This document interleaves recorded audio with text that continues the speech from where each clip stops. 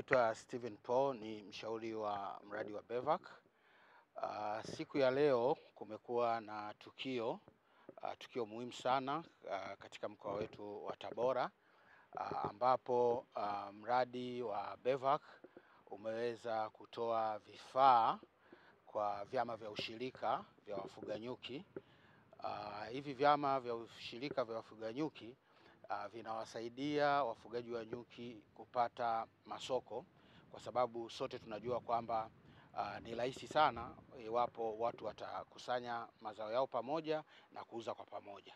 Kukusanya kwa pamoja na kuuza kwa pamoja, wanapata kitu kinaitwa economic sum, wanakuwa na wingi wa kutosha ambao ni rahisi kumshawishi mnunuzi kuja kununua.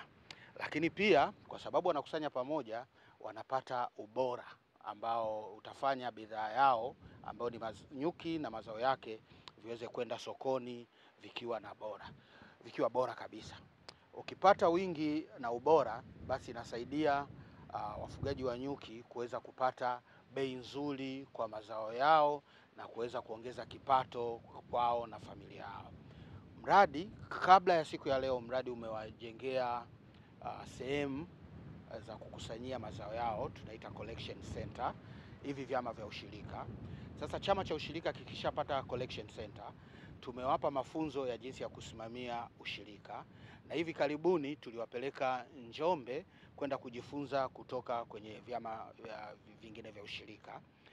Baada ya hapo tukaona sasa ili kuongeza ufanisi katika kusimamia ushirika, ni muhimu sana tuwape kompyuta, ambazo hizo kompyuta zitawasaidia kuweka taarifa za wafugaji wao, zitasaidia pia kuweka mfumo wa ushirika unaoitwa MOVE. Lakini mmeuliza swala la kamera. Sasa hivi mambo yanaenda kidijitali.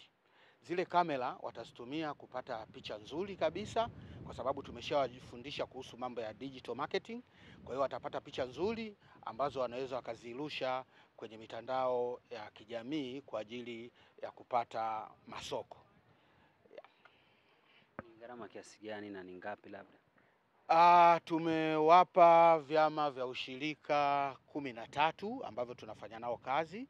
Kati ya hivyo 6 tumeshawajengea collection center, na vyama 4 vilivyobaki tuko kwenye utaratibu pia wa kuwajengea collection center.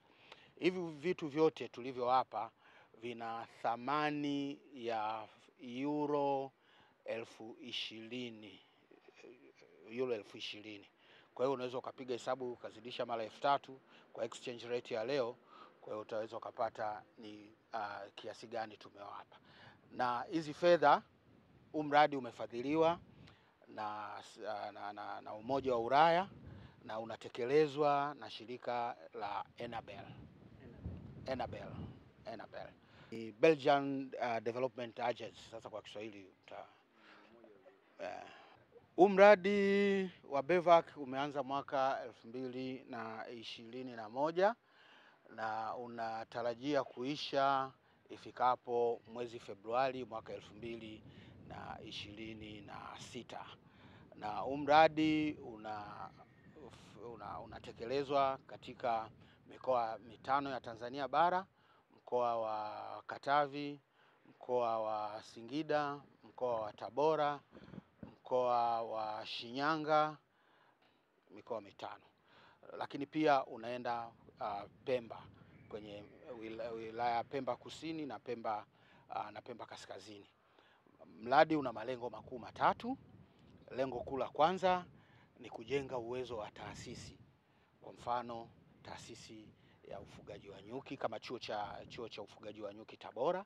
Mkienda pale chuo cha ufugaji wa nyuki Tabora, mtaona kuna jengo tunajenga kwa ajili ya hostel ya watoto wa kike. Tunawasaidia ili kuweza kuongeza udahili wa watoto wa kike, lakini watoto wa kike wapate sehemu salama ya kukaa, kwa lengo la kuongeza maafisa ugani wa mambo ya nyuki kama extension agent, lakini pia watafiti na wajasiriamali katika ufugaji wa nyuki. Kujenga uwezo wa taasisi, pia tunasaidia maabara ya kitaifa ya nyuki Njiro kwa kuwanunulia vifaa vya kisasa ili waweze kupima asali yetu, kuangalia ubora wa asali yetu, lakini pia na kwa kusaidia mambo ya utafiti. Kwenye hilo lengo namba moja, pia tunasaidia kwenye mambo ya sera.